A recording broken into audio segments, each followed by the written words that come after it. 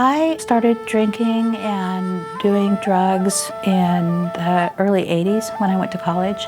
I don't think that I became an active alcoholic during that time. It was later on after I had married a man from this area. He was a very controlling and abusive individual. The abuse had built up over some time. I didn't even really know that I was a victim of abuse.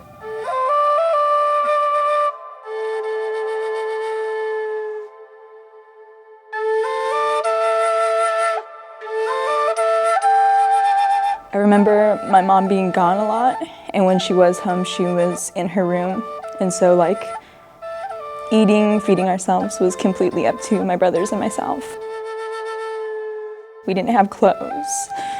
We were pretty much just living on our own, and so that was hard.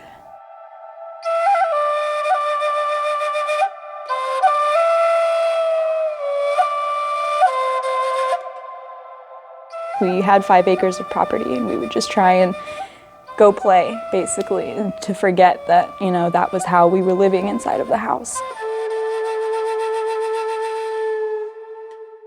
It was really unstable. I remember a lot of random people in and out of the house a lot, and having the electricity shut off often.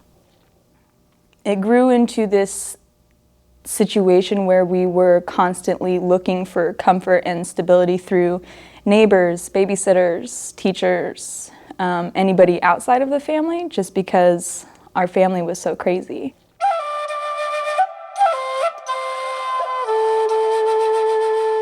I was drinking more than a fifth a day, and I had reached my rock bottom.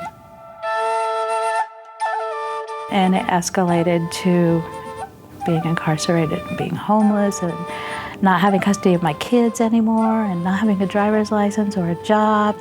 And while I was incarcerated, I had heard about the Native American Rehabilitation Association, NARA program. And so as soon as I was released, I beelined it straight for Portland, and I wanted to put my life back together. She's been out of treatment for a long time now, but for me, when she got out, she had been away from me for so long that she missed really important parts in my life. And so I didn't know her as a mother. I didn't know her as a friend. I didn't know her as a support system. And I felt really abandoned.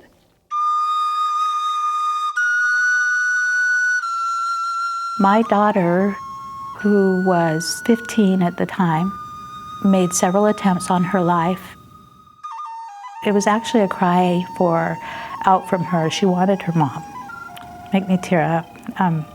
And so that was her attempt to get the recognition or to be able to pull me closer.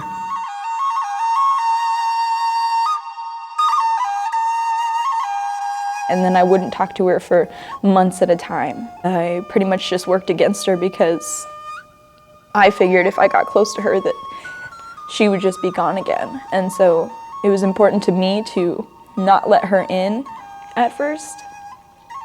And I went downhill to the point where I was selling drugs and living in a party house, sometimes didn't have anywhere to go at all. I can't imagine ever wanting to go back to those dark days, but they are part of who we are as a family today. We are able to talk about what has happened in the past. I think for a while I didn't want to talk about it, or I couldn't talk about it.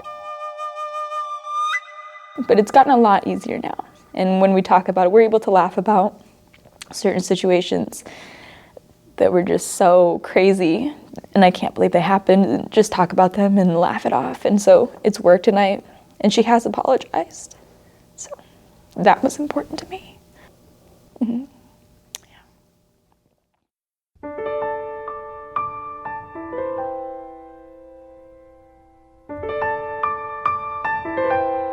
One of the things that I use in my recovery is prayer. I connect with Creator and just ask for guidance in how to be a successful parent. How do I parent my kids now? It's something I had to learn because I certainly didn't know it while they were in this big formative time. We have so much gratitude for what we have today because we've been there at those really low points with many, many challenges. I really appreciate my family, and I embrace this attitude myself that all of those challenges that we go through, individually or as a family, they're only opportunities for us to go stronger and learn because we've been at those low places. And now we do have a strong relationship, so that's good. We both work here at NEA, so that's awesome. So you have to make sure with the explanation. I love working with students that are going through the same situation as I went through. And I think, you know, for me, it helped me to connect with them, to let them know like, hey, I've gone through these issues too. I know exactly how you're feeling right now. And I'm here to listen to you and support you in any way that I can. Because I know that if I would have had somebody to do that for me when I was their age, it would have changed a lot.